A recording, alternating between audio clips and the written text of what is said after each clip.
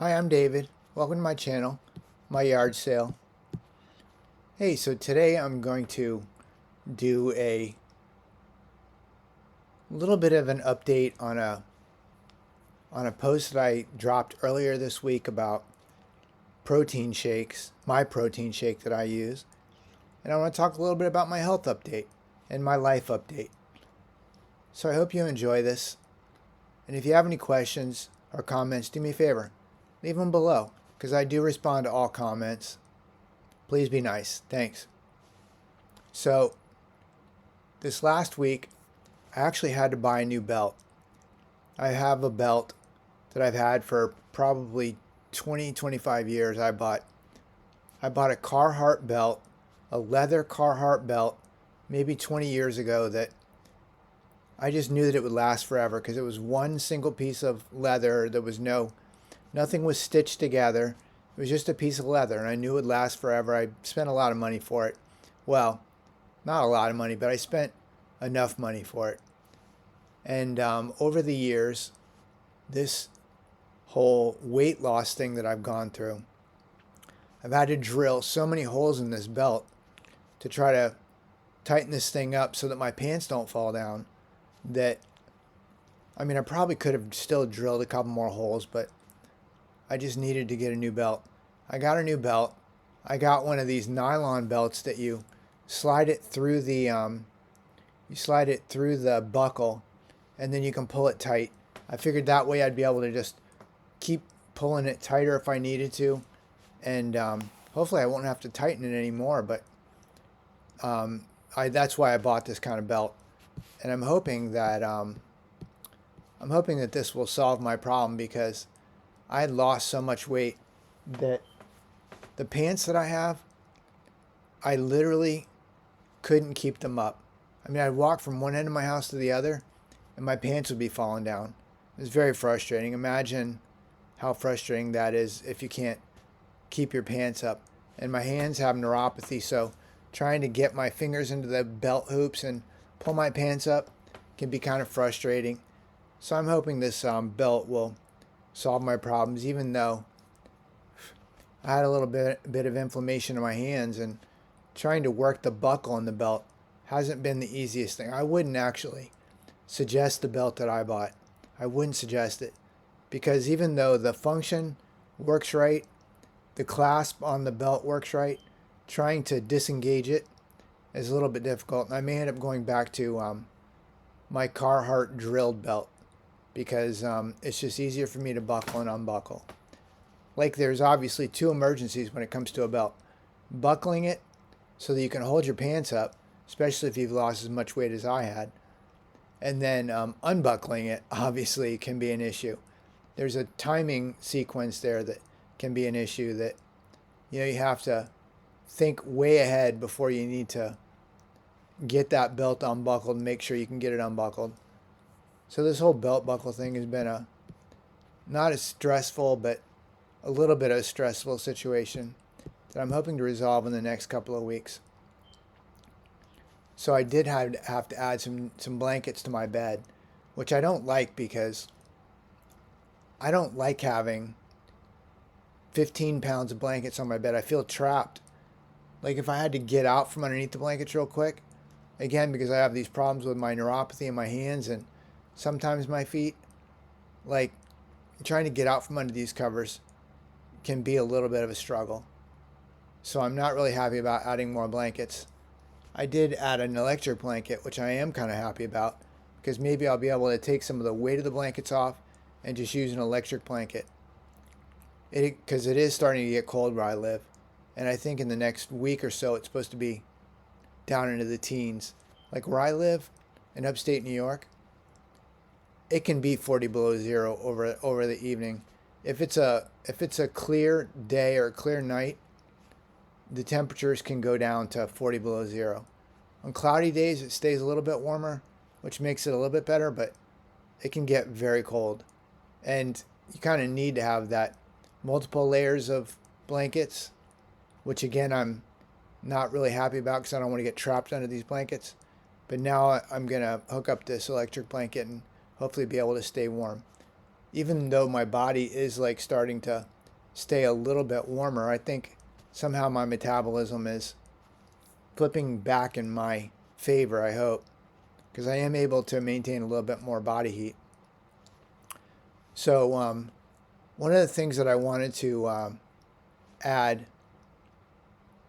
to my post earlier this week, and if you didn't see it, if you have any interest in how I make my protein shakes, because they are legit, you should go and check that post out, because I talk about exactly how I make my protein shake. So one of the things that I kind of touched on, but I wasn't very specific. Like, I like cocoa and I like cinnamon. I love those two flavors. I'll add those both to a protein shake, and a little bit of sweetener, whether it be allulose or even sugar. I'll add a little bit of sugar sometimes. I just love the flavor of the shake, and I mean, I just have no complaints at all. So one of the things with cinnamon, the reason why I add cinnamon, besides the fact that I love cinnamon, I mean, all the way back to cinnamon donuts, cinnamon anything. I like anything cinnamon. But cinnamon, and I'm reading this from Google or some health medical literature. I don't know. I don't know exactly where it came from. And I'm not a doctor. I'm not a healthcare specialist. So this may not even be true. I don't know. But I'm going to read this. Cinnamon may help lower blood sugar by imitating the effects of insulin, helping to move sugar from the bloodstream and into your cells. It can also increase your insulin sensitivity, making insulin more efficient in moving sugar into a cell. Boom. That's what I need. Exactly what I need. So I got to add more cinnamon. And the protein shake that I suggested, that I make, included cinnamon, which is, what is it, Ceylon cinnamon? And the stuff that I suggest is it's totally organic, non-GMO. It's pretty healthy, I think, for as cinnamon goes. It's definitely more healthy than the little shaker in the Walmart container, and it's actually much cheaper than those little tiny 6 or 8 ounce containers. So if you're interested, go check that video out. I may try to figure out if I can post it so it'll pop up somewhere down below in this video, and if it does, check it out. So the other thing that I mentioned is cocoa. And cocoa it has like all these health benefits that I didn't actually understand. I knew it tasted delicious, and I do love me some cocoa. So I mean, I can eat cocoa anything. I can eat cocoa muffins, I can eat cocoa waffles, I can put cocoa in anything. And like I mentioned in my last post, the higher percentage of cocoa, the higher the benefit to the body. And 70% and above cocoa actually helps your body add stem cells into your bloodstream.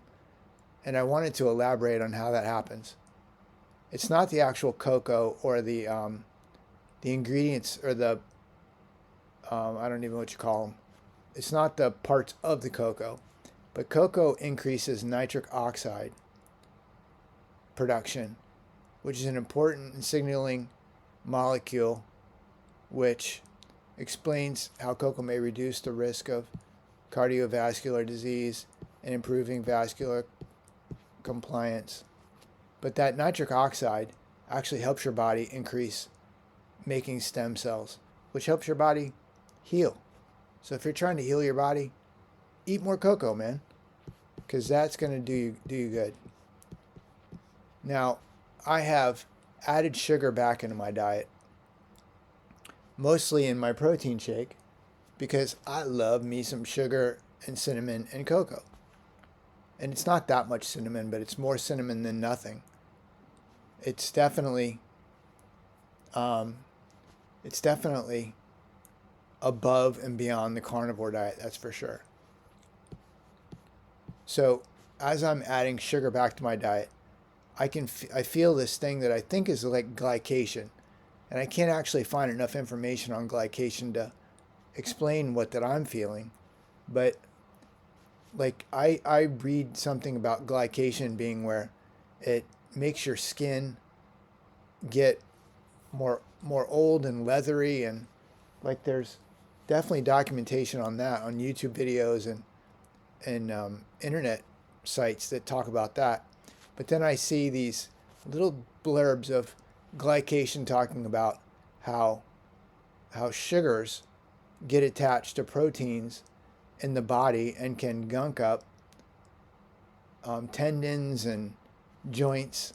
And I can't seem to find anything specifically about that because I feel like I'm experiencing glycation. When I eat more sugar than I have in the past, I can feel my bones were snapping, and now it's not like snapping quite as much, but I can definitely feel the flexibility in my joints, like just tightening, getting much tighter, much tighter. Even in my hands and my elbows and my shoulders a little bit. But I'm trying to figure this whole glycation thing out, and I can't quite figure it out. The proteins just gum up the function, and that's exactly what I'm feeling like. And I don't know if I'm experiencing glycation, or maybe I don't know, maybe I don't know. I don't know what it could be. But glycation is the only thing I can explain it with. So my spine is not as tight as it has been. And what's funny is I wrote these notes out, and last night I got up in the middle of the night, cut my hair, and I was bent over the sink quite a bit. And when I went to stand up, my spine like was not happy with what I was doing, and it tensed up, and I didn't get a spasm, but it made standing straight up kind of difficult. It's almost like I haven't exercised my spine out at all for quite some time, so anything I tax my spine to do, it just makes it difficult. So I'm trying to do more exercises that include some kind of spine activity, which I don't even know what that is yet. I haven't figured that out. I'm kind of focused on figuring that out this next week. I don't know. So I did buy this weight. I bought a 10-pound weight, which is a little bit embarrassing because I'm used to working out with much higher weights. I'm used to working out with 20 and 35-pound weights. This 10-pound weight, I got to tell you though, when I'm working out with it, it exhausts me. So I do some curls. I do a thing where I put it on. It's not a dumbbell. It's a kettlebell, so it's got a handle on it. I can set it on the ground, and I pick it up, and I hold it up. Even with my body, and I do it 10 or 20 times. And then I try to, it's in my hand, and I push it up over my head, and this hand, my right hand, I can push it up over my head, no problem. But my left hand, it's so weird because like I have no strength in my left hand. I'm trying to work out my left hand a little bit more than in my right hand. And I know there's plenty of jokes that people can make about having a strong right hand. And when I was in the Navy, there'd be plenty of masturbation jokes that would be flying. And that's not what I'm having problems with, that I don't masturbate enough with my left hand. And I actually don't, but which I know that's kind of funny, but yeah, my left side of my body is definitely much weaker than my right side of my body. So I am trying to exercise my left side of my body much more, and just the flexibility. Like I was talking about my spine for a while, like I'd be sitting in bed. I'd need to wake up in the middle of the night to go to the bathroom, and to sit up in bed was not impossible, but like I didn't have the strength in my waist and my spine to prop my body up. So I would literally have to kind of roll over, get my hands or my elbows underneath me, and sit myself up that way. And now I can finally sit up in my bed again, which I'm happy about that. I'm trying to, like I said, find more exercises. Like I'm not doing sit-ups. I can't do sit-ups. But I'm trying to find exercises that will help me strengthen my spine and I guess just my waist and my core a little bit more, so that life will hopefully get a little bit easier. So I watch a lot of YouTube at night. Obviously, I share a lot of what I find on this channel, any of the helpful stuff.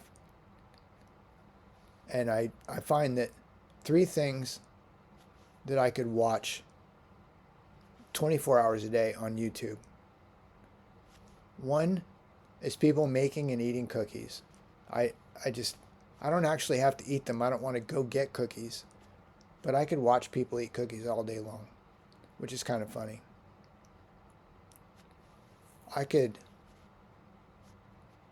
shop blankets all day long, even though I have plenty of blankets, and I actually bought an electric blanket, so hopefully I won't need any blankets, but I look at a blanket and I think, ooh, I wonder how warm that is. I think probably just because where I live it's so freaking cold. I'm always thinking about blankets. And then the other thing that I could watch all day long is low wattage heaters. Like if I look at a heater and I see, oh, it's 250 watts. I'm thinking, ooh, I wonder how warm that is. And I don't exactly know my infatuation with low wattage heaters, but I have a nice heater. But boy, I could watch cookies, blankets, and low wattage heaters. I could watch a 48-hour marathon of those 3 items. So I have a new favorite quick meal, and I know it's not healthy, but man, I love this.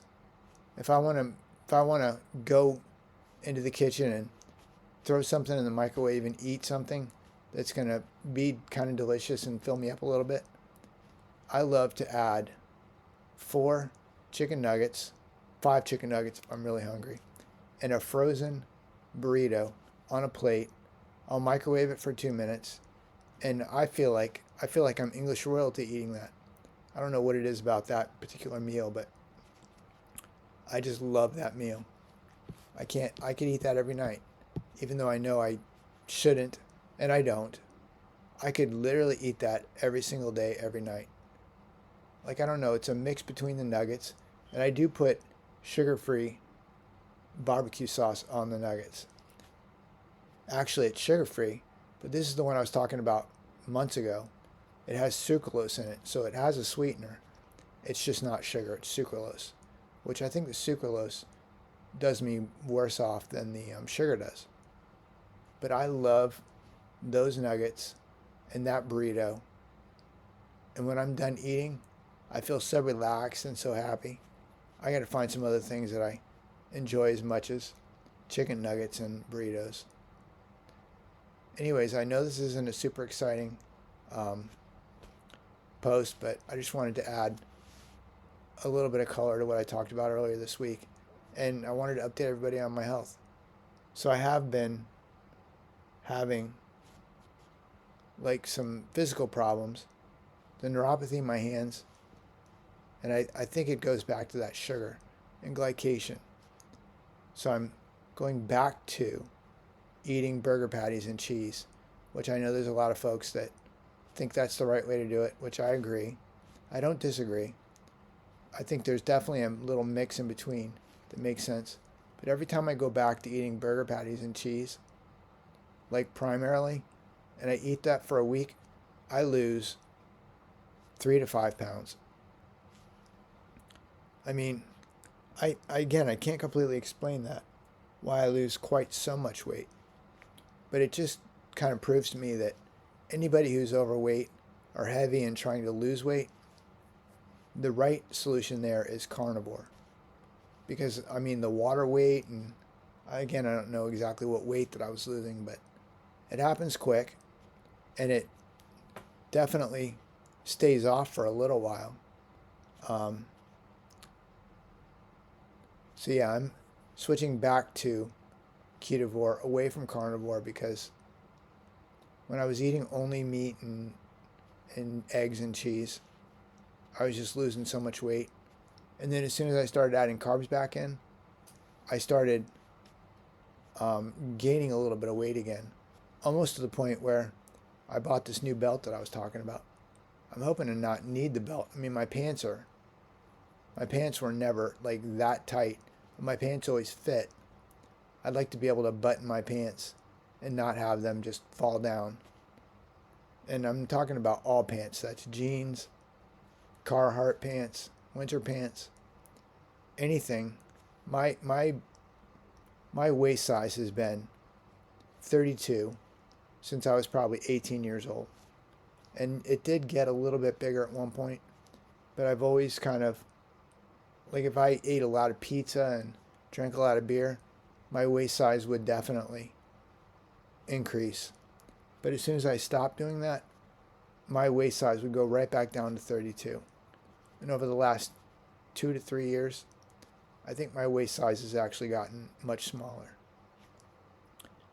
So I'm hoping that adding some of these carbs back into my diet, I'll be able to maybe not use this belt that's so difficult for me to unlatch, and I'll be able to just have my pants hold themselves up again instead of walking from, my one end of my room to my other end of my room and having my pants literally fall down around my knees, which kind of sucks. And I know that probably would be a dream come true for a lot of people, but for me, it's not a dream come true. I need to gain some weight. I need to add some weight. And I did actually, when I started eating carbs in the last 30 days or so, I did start gaining some weight back. And as soon as I started getting some inflammation, I think because of the sugar and the carbs, and I went back to the meat and the cheese and some eggs, like within 3 to 5 days, my weight, I'd lost like 8 pounds. And it happened fast. And I read that that's probably water weight, which, like I said earlier, it probably is. But again, I'm not a healthcare person, but just proves to me that carnivore, people will lose weight on carnivore. Ketovore, I think it's probably easier to maintain a normal weight, but you're probably going to still gain weight depending on what you're eating. So if you have weight to lose, try carnivore. Just eat burger patties, cheese, and eggs. And I think within 5 to 8 days, you'd probably lose 3 to 5 pounds. Anyways, if you have any questions on this post, do me a favor, leave it below. If you have any comments, I'd love to hear them. And I'm going to add a MagSafe solution video in the next couple of days. So keep an eye out for that. Hope you're having a great day. Have a good weekend. Bye-bye.